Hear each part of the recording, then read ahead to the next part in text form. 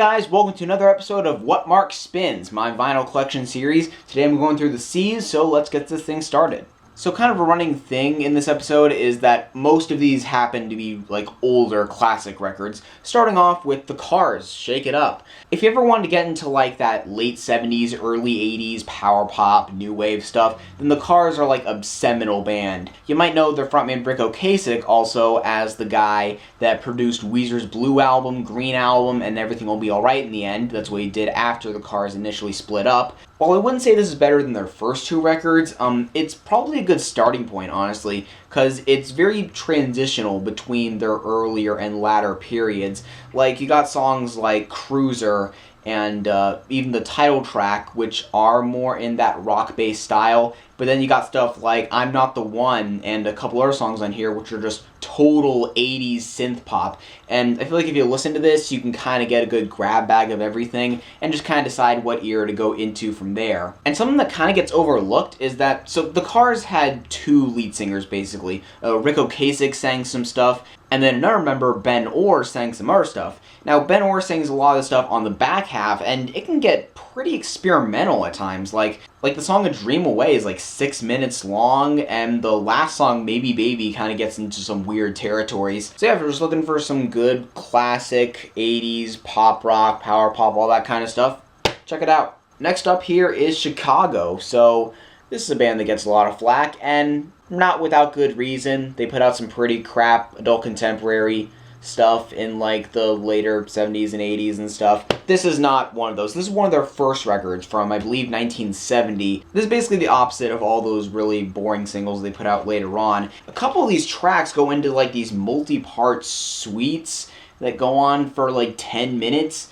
And while it's not always engaging, I do kind of like that there's that kind of ambition there. Including the first song I ever heard from these guys, 25 or 6 to 4, which is just a timeless classic rock single. And as I was listening to this, I was wondering, like, what caused them to go in that super safe, schlocky territory later on? Since Peter Cetera, the guy that sings all that latter-day stuff, it was still singing in the band, like he was an original member. Then I looked at the writer's credits, and I noticed that the last song here, Where Do We Go From Here, was the only song here written by Peter Cetera, and it is by far the worst and cheesiest song on here, so sadly a bad omen for the future. And I wouldn't say that this entirely warrants its 2-disc running time, but still, it's worth checking out.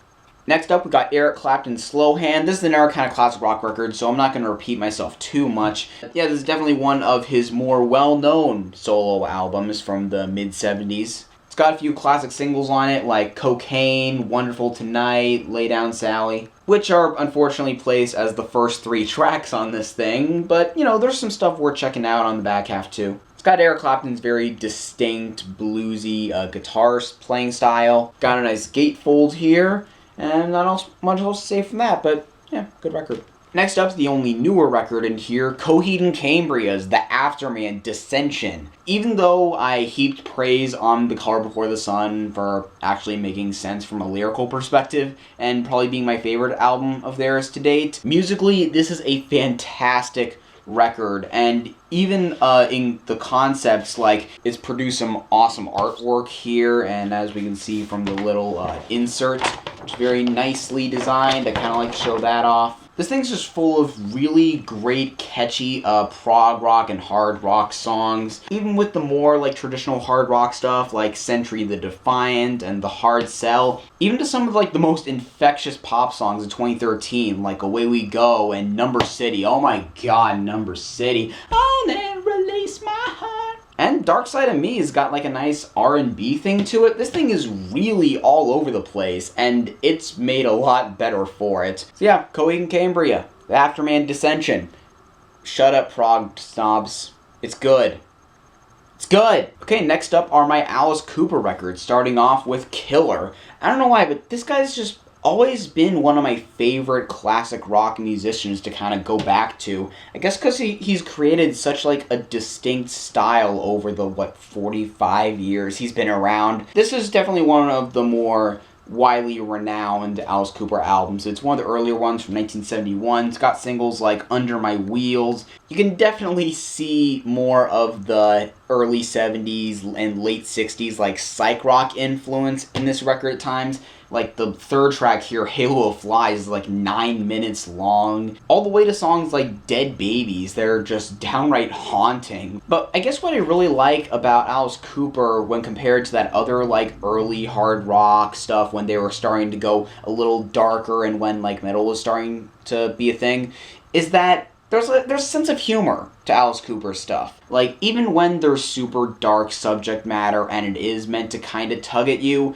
there's kind of a smirk behind it that can actually make it a little more unsettling when it goes into those more intense subject matters and like heavier sounds. The other album I got here is Alice Cooper Goes to Hell. This might be my favorite album of his.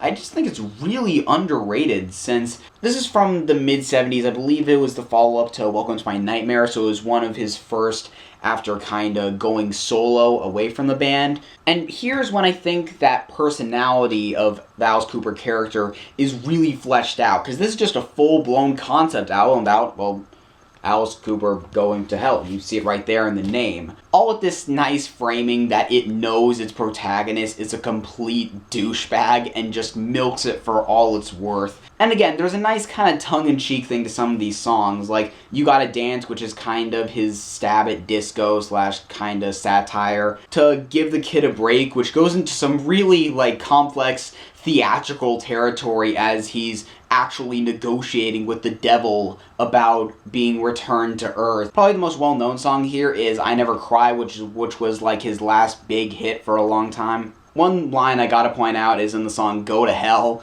the first song, where the narrator is basically saying every reason why this main character is a terrible person. You'd gift wrap a leper and mail him to your Aunt Jane. You'd even force feed a diabetic a candy cane.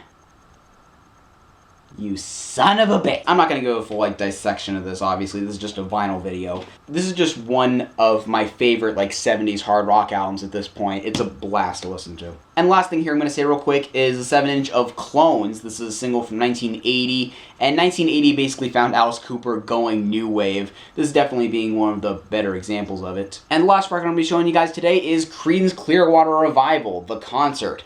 There's really not too much to say here. It's a CCR live album with a mix of some of their biggest songs like Bad Moon Rising, Proud Mary, Fortunate Son, Commotion, Who'll Stop the Rain. I feel like people forget these guys have so many great classic blues rock songs from the late 60s and early 70s and all that. And yeah, I mean, I wouldn't say there's anything too special about this live album in particular, but if you're looking to get into some classic rock, then CCR is definitely a good place to go to. And that's all I got for you guys today on this episode of What Mark Spins. I'm going to try to do this like maybe every 3 videos or so, depending on when I get through these records up here. And yeah, see you next time. Bye.